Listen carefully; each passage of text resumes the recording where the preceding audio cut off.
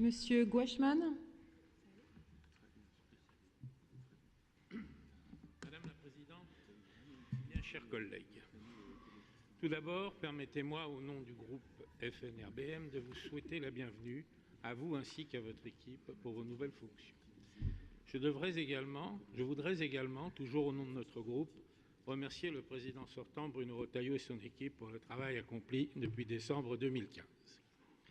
Certes, est-ce que vous pouvez parler un petit peu plus proche du micro, s'il vous plaît? Je vais essayer. Merci. Certes, nous n'avons pas toujours été d'accord, loin s'en faut, sur les positions prises par votre majorité. Mais si nous nous sommes opposés sur certains sujets, cela n'a jamais été motivé par un calcul politicien. Seules nos convictions profondes sur les différents thèmes abordés ont guidé notre attitude et nos décisions de vote. Et c'est justement l'honneur de toute démocratie que de laisser s'exprimer librement toutes les opinions, fussent-elles contraires à ce que d'aucuns nomment le politiquement correct, qui consiste trop souvent à calquer sa pensée sur celle que certains médias veulent faire passer pour majoritaire dans l'opinion.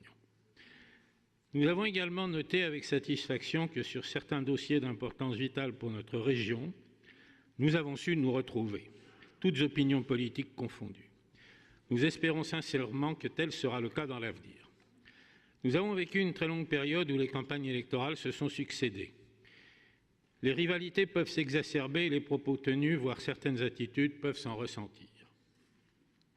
Dorénavant, nous souhaitons que la sérénité préside à nos débats, et cela d'autant plus que nous allons probablement vers une période qui s'annonce difficile. Nous nous exprimons sur le sujet lors de la discussion sur le projet de l'orientation budgétaire. On entend souvent dire que nous sommes anti-européens. C'est inexact. Il y a depuis l'immédiate après-guerre deux conceptions de l'Europe qui se sont opposées. L'une, de toute évidence poussée par la finance internationale qui avait théorisé son action en l'asseyant sur un libéralisme économique enseigné par l'école de Chicago dès 1946 et qui veut manifestement détruire les États-nations pour avancer vers une sorte de gouvernement économique et financier mondial. L'autre, basée sur la réalité de la non-existence d'un peuple européen qui prend en compte les nations, leur histoire et leur culture propre et qui propose de les rapprocher en leur faisant développer en commun un certain nombre de projets. Ceci afin de permettre de réaliser, dans un ensemble plus vaste et des moyens plus importants, ce qu'aucun pays ne pourrait faire seul. C'est évidemment cette conception de l'Europe que De Gaulle avait largement défendue, que nous faisons nôtre au nom du principe de réalité.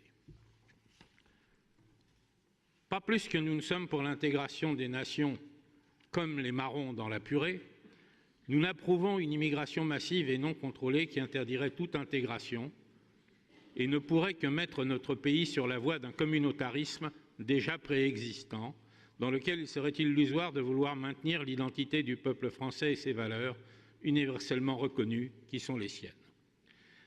C'est donc suivant ces deux axes majeurs que s'orienteront nos décisions de vote, avec naturellement la prise en compte des intérêts de la population des pays de la Loire qui nous a confié notre mandat.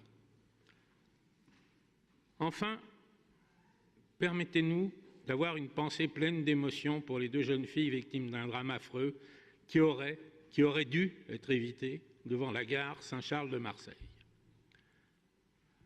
La seule question que nous devons nous poser est pourquoi, à un moment où le risque d'action terroriste aveugle est extrêmement élevé, la loi concernant l'expulsion des clandestins n'a-t-il pu être appliquée?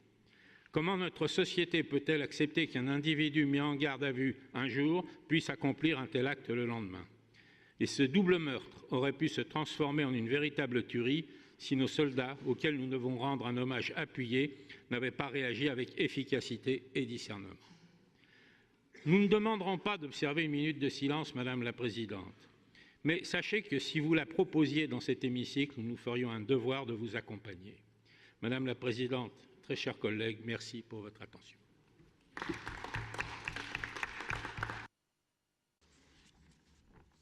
Monsieur Gouachman, nous avons des divergences, mais la courtoisie de vos propos, je tenais à vous en remercier.